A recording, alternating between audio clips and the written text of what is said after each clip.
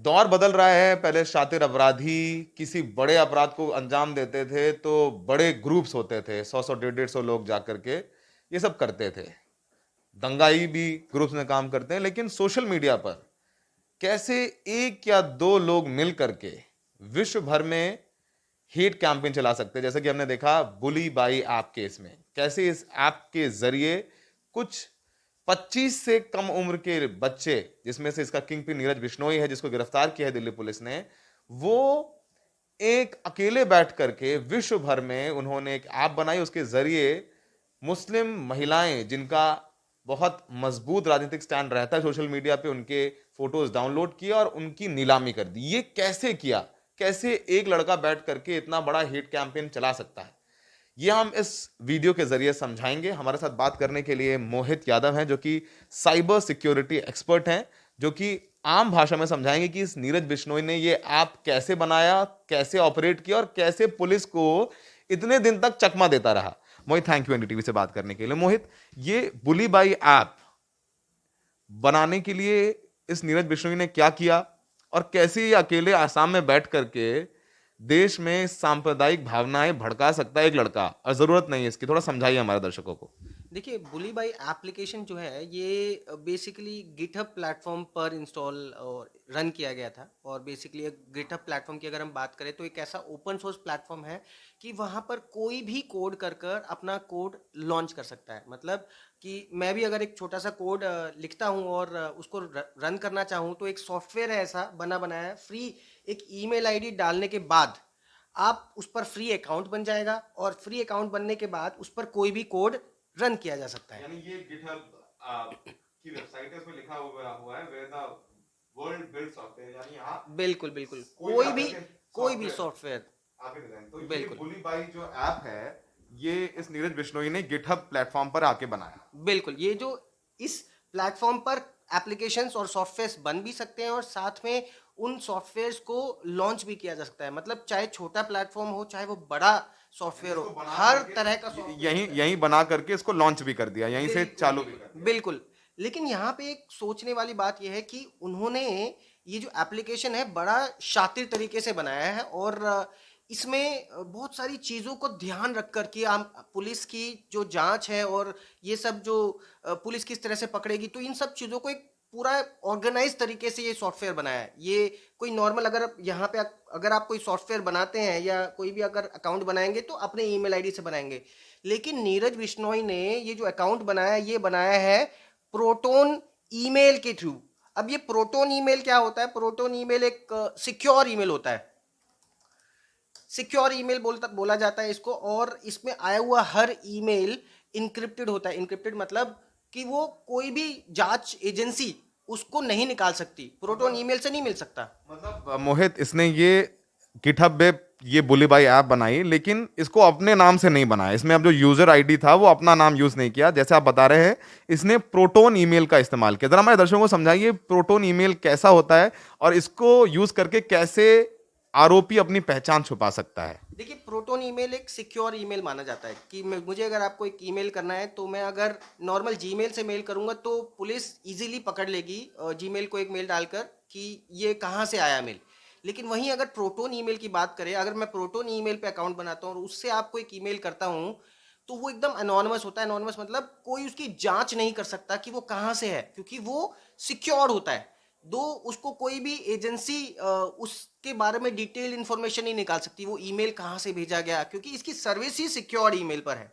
तो ये प्राइवेसी देता है यूजर को। इसमें लिखा भी हुआ है कि proton email secure email based in Switzerland, यानी यहाँ से, और ये पूरा एन्क्रिप्टेड होता है। यानी यहाँ इस अगर हम प्रोटोन ईमेल का इस्तेमाल करके कोई ईमेल भेजते हैं तो पता नहीं चलता। तो इसने ये ईमेल अपना यूजर आईडी जो है इस प्रोटोन ईमेल के जरिए, जिससे कि किसी को पता ना चले कि बुली बाई ऐप नीरज बिश्नोई ने बनाया। कहाँ से बनाया है, क्योंकि ईमेल इन्होंने प्रोटोन ईमेल पे मेल बनाया और उसी ईमेल को यूज किया गिटहब में।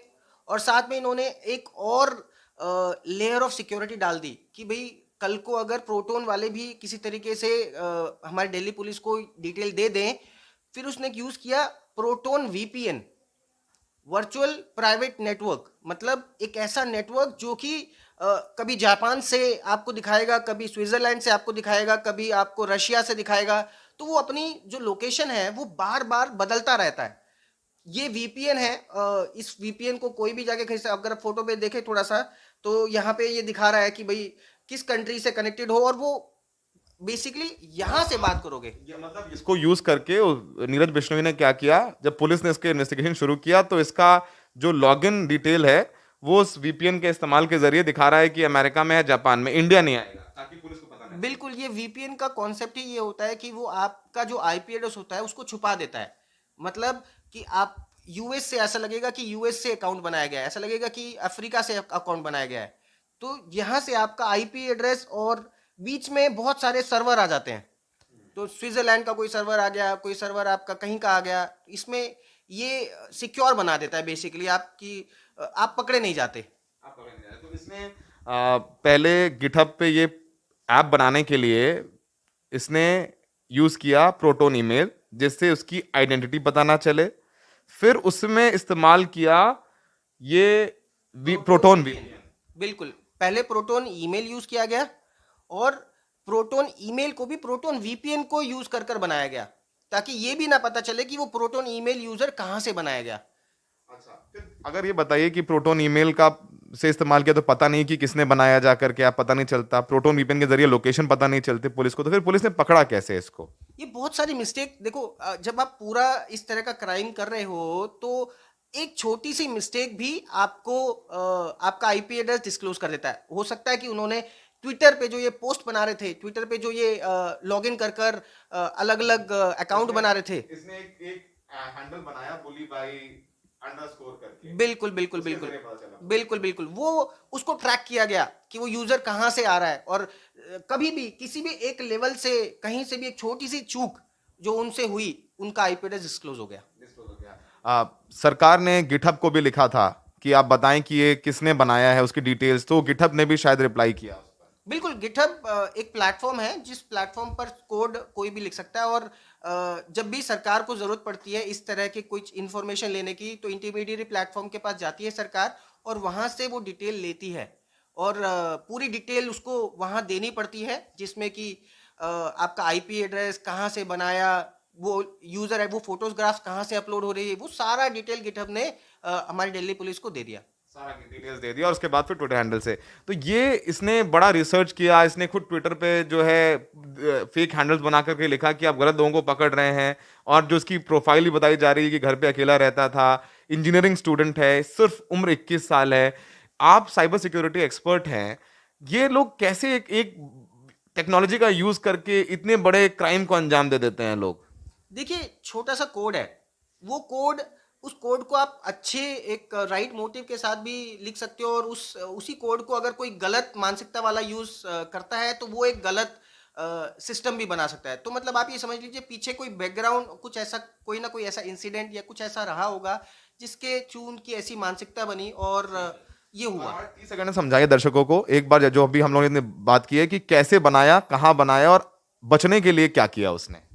गिटहब प्लेटफॉर्म पर उन्होंने अकाउंट बनाया, अपना ईमेल आईडी यहाँ पे मांगता है, तो उन्होंने सबसे पहले, उनको लगा कि ईमेल कौन सा वो डाले, अपना नहीं डाला उन्होंने क्या किया, पहले वो गए प्रोटोन पे, उन्होंने अपना ईमेल प्रोटोन पे बनाया, और ईमेल बनाने के लिए उन्होंने यूज किया वीपीएन का, कि सिक्योर भी रहना है, ईमेल भी सिक्योर रहेगा, आपका आईपी एड्रेस भी सिक्योर रहेगा। फिर उन्होंने गिटहब पे अपना अकाउंट बनाया प्रोटोन ईमेल को डाल के, ताकि प्रोटोन ईमेल से डिटेल ना मिले और वीपीएन के जरिए लोकेशन ना मिले। बिल्कुल बिल्कुल, आईपी एड्रेस ना डिस्प्ले। पकड़ा कैसे, गिटहब ने डिटेल्स दिए और जो ट्विटर पे ये हैंडल बना रहा है, बिल्कुल, वो सारी चीजें कनेक्ट हो गई। ठीक है, सारी चीजें कनेक्ट हो गई। तो इस वीडियो में हमने समझाया कि कैसे इसने गिटहब प्रोफाइल पर प्रोटोन ईमेल के जरिए अपना ईमेल अकाउंट बनाया, उसके बाद प्रोटोन वीपीएन का इस्तेमाल किसी लोकेशन के सामने ना आए, पुलिस को अमेरिका जापान का दिखाई दे रहा है यूजर, और उसके बाद में इसने ये ऐप बनाई और फेक हैंडल से ट्विटर पर बनाकर इसको ये इंडोर्स कर रहा था। लेकिन दिल्ली पुलिस को गिटहब से डिटेल मिली और ट्विटर के जरिए पता चला कि ये लड़का जोरहाट आसाम में बैठ करके इतने बड़े क्राइम को अंजाम दे रहा था। सहयोगी शशिकांत झा के साथ सौरभ शुक्ला, एनडीटीवी इंडिया।